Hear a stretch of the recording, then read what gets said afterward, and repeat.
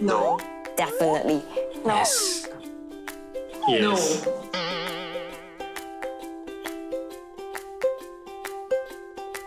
I've actually started them on vitamins or supplements since the age of about 1.5 years old. I would prefer natural stuff versus what is produced in a bottle.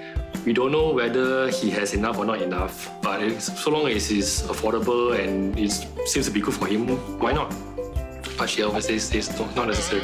But we are giving them supplements now.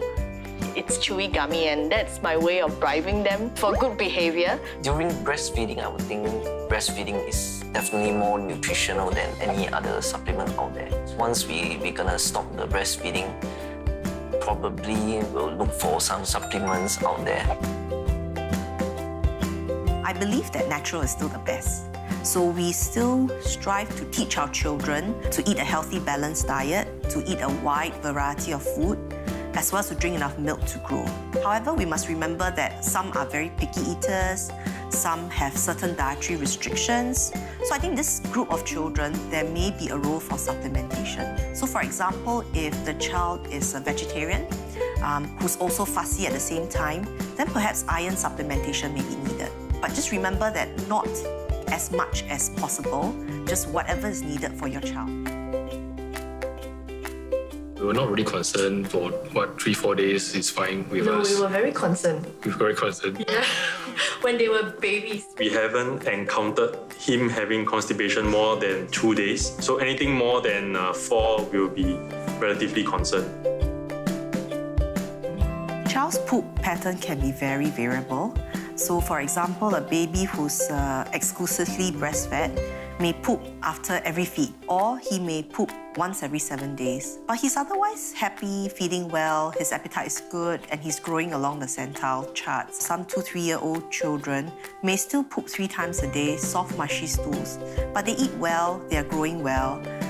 That can actually be within the normal range. A simple rule would be if your child's poop pattern has changed suddenly. Anything that's out of the ordinary, anything that's making your child uncomfortable, affecting his appetite, I think it's good to seek medical advice. Either couldn't remember the milestones or we got too tired to bother about the milestones already. Hey, why are you not talking yet? That poo out of her mouth means pacifier. As first-time parents, I think it's very important to just let loose a bit. General well-being is more important than checking the list off.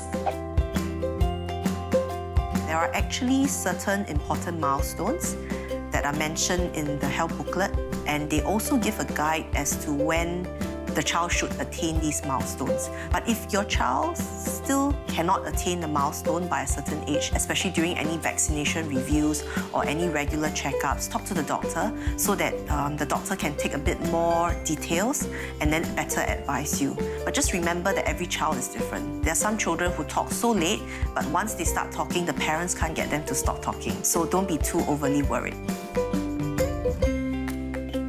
I mean, there are two extremes. So long as they keep the children... And we've got both extremes. Yeah. Yuan, as a baby, is a 100 percentile baby. And Faye, she was born a lot smaller than Yuan. So long as he stays healthy and the child is performing normally, then yeah, it's fine with us. And as long as, again, he's eating well, sleeping well, generally very happy, that's all it matters to us, really. Thank God my in-laws are not they're not the type who want to tell us what to do. They say that, oh, next time when kids grow up, they'll lose all those baby fats. To be frank, a lot of kids do not lose that baby fats. So it becomes a bit harder to lose when they, becomes teenager or adult. I think it's true that many grandparents want their grandchildren to be chubby and big size, but big doesn't always mean they're healthy. So it's important to follow up what the child is drinking, how much the child is drinking, and then whether or not the child is growing along his or her percentile chart.